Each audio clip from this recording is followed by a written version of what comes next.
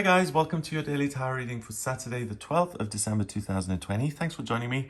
I'm going to use the Art of Life Tarot for this reading. Let's see what these very unique and interesting cards have to say about this day and what energy you'll be working with.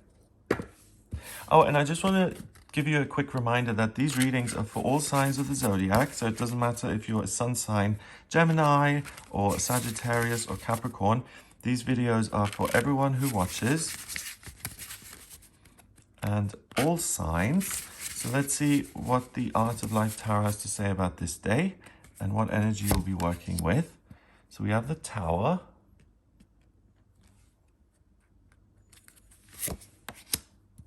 the Seven of Swords, and the Seven of Pentacles. Okay, this isn't to do with the tarot, but the message I'm getting intuitively and via the numbers is that something that seems bad and really disruptive may be a lucky break. So don't be so quick to jump on something and label it as negative or positive. And that really reminds me that this week we've had a very strong Neptune influence. Neptune is the water planet of dreams and intuition. And when that planet affects us strongly, it's in the sign that it rules at the moment, Pisces, we can sometimes get the wrong end of the stick. The intuition is heightened, the veil becomes thinner, you're able to tune into the spiritual side of yourself, and you're often able to get intuitive answers about who you are and what's important. But when it comes to assessing things in the real world or the physical world, it's really easy to jump to conclusions and to catastrophize or to misread a situation. So something that under normal circumstances would just be another thing to deal with, like an email or something. If you are strongly under the influence of Neptune and this energy, you may read something that usually you would just handle, but it can seem really, really catastrophic and out of proportion. And today it's important not to jump to conclusions because it may actually serve you. So the Tower is the card in the major arcana that's really about disruption. And a lot of people, when they read the Tower, they don't like the card. There are a couple of cards in the Tower that certain people avoid, like the Death card and the Hanged Man and the Tower.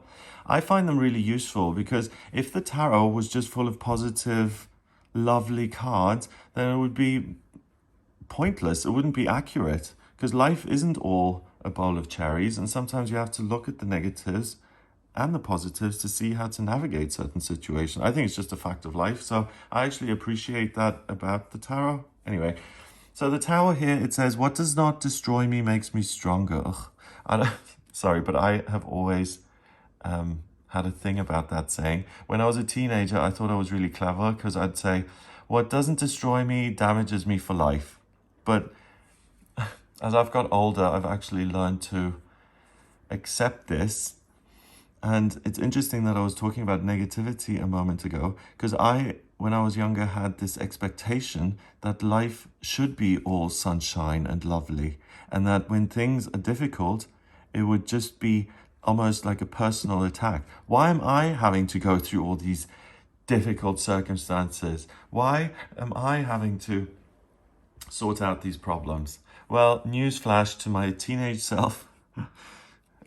No one is alone in that. We all have certain difficulties that we need to deal with. Not everything is in a straight line to the path of bliss and no worries.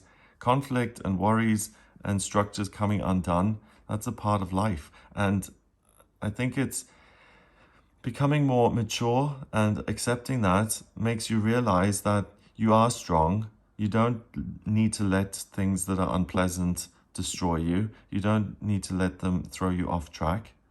If anything, you can use those situations, and again, I wouldn't have liked this as a 15-year-old, but you can use those situations to learn and to actually build new structures in your life. And if you didn't have things that were unpleasant, you really wouldn't be so focused on the pleasant things. You wouldn't appreciate them as much, and you wouldn't be so inclined to work hard to make your life better.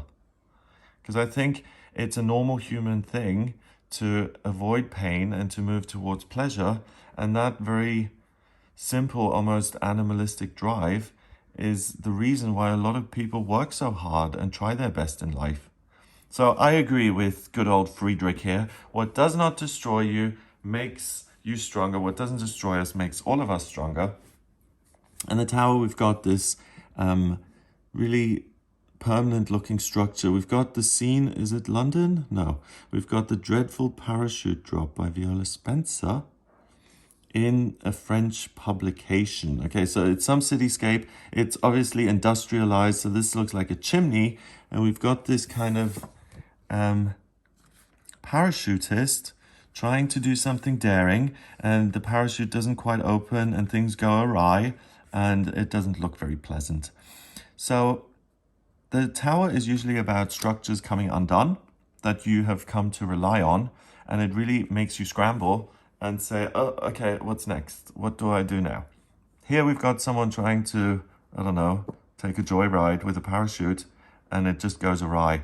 So certain things that you thought were really set in stone may not be and may go a different way. Again, don't jump to conclusions and say, that's it. I've had to suffer this. That has really damaged me for life, and I'm digging my heels in and I'm going to sit in my room and sulk. No. You're trying to do something. Not everything in life is going to go right all the time. Again, another fact of life. So next time, double check the parachute and make sure if you're trying to show off your amazing jumping skills that the parachute actually opens. Otherwise, you may end up with egg on your face.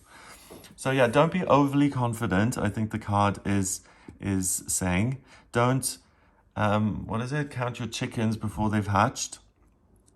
If you're doing something practical, make sure you've researched that thing, you plan it properly, and you don't just blindly jump off chimneys thinking that everyone's going to applaud you for your prowess when you haven't packed your own parachute. So it also goes into personal responsibility. You have to prepare for certain things, and even then, things may not always go 100%. Now, these two cards are great because they say there can be great fortune and good luck in disaster. And you may discover something that you couldn't have discovered if everything had gone in a straight line and everything was great. The Seven of Swords, we've got the road with cypresses. One must have chaos in itself to be able to give birth to a dancing star. Oh, again, we've got Nietzsche. Okay, Nietzsche is he was the guy who said, if you stare into the abyss too long, it stares back. I don't really believe that. He was a little bit negative, to say the least. And Nietzsche had a very fatalistic approach to life, I think. But this is liberating in the sense that he acknowledges that negativity is there, and you don't have to run away from it. You can actually get great light from negative circumstances, and you can transform them. So I, again, agree, not that Nietzsche cares, but in this situation particularly, I mean, it fits very well with this card. If something doesn't go your way, chaos, you wouldn't have seen your own potential or your own kind of light that resides within you, because it's only when you're forced to use your own strength, your own inner light, that you realize it's there. Sometimes, unfortunately, we have to be under pressure to perform at our best. Finally, the Seven of Pentacles. We've got the Empress of China culling mulberry leaves.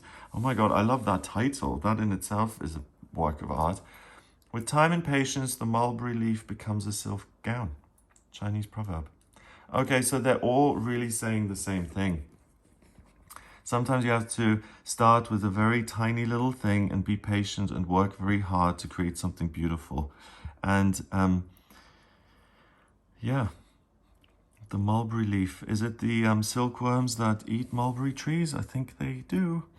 So each little mulberry silkworm is going to give you a tiny piece of silk, and you're going to have to collect many, many silkworms to get a little bit of silk fabric, and it's going to take you a long time and a lot of work to actually create this gown, which then the emperor is going to run off with and shine in.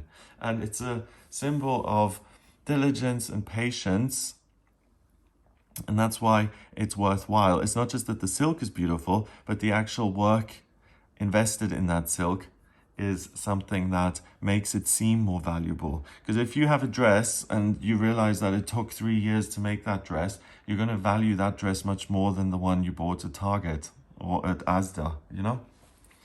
So work and chaos and difficulties are actually something we as a society value, and we can all see that in this example. So why not value your own difficulties as crystallizing you into this star that you've always been and that you can become? And it just changes the perspective around on all the difficulties you've got in your life. If you hadn't worked so hard, and if you hadn't at times been forced to give birth to this dancing star that resides in you,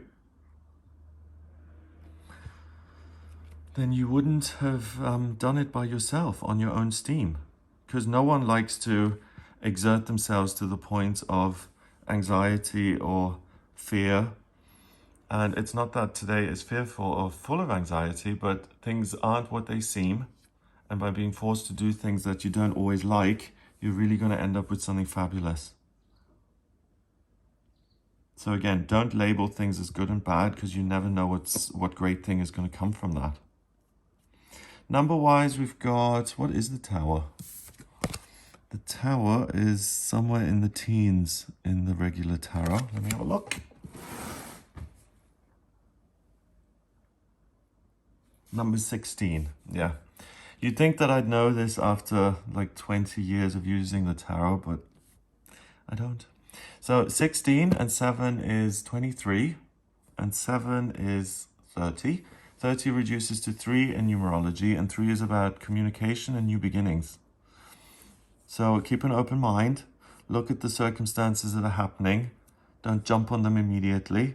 Be patient, keep working, keep doing what you can. Look at what's in your control and what's outside of your control. Work on the things that you can control. And it's really likely today that you have this amazing realization, or you end up with something really, really valuable that's hard to come by and that you treasure as a result. So your difficulties give you something profound and meaningful, and something that you really, really are happy to have. So you're going to be a lot richer at the end of the day than you were to begin with. And that could be rich in a financial sense, or an emotional sense, or spiritual sense, or in a sense of understanding.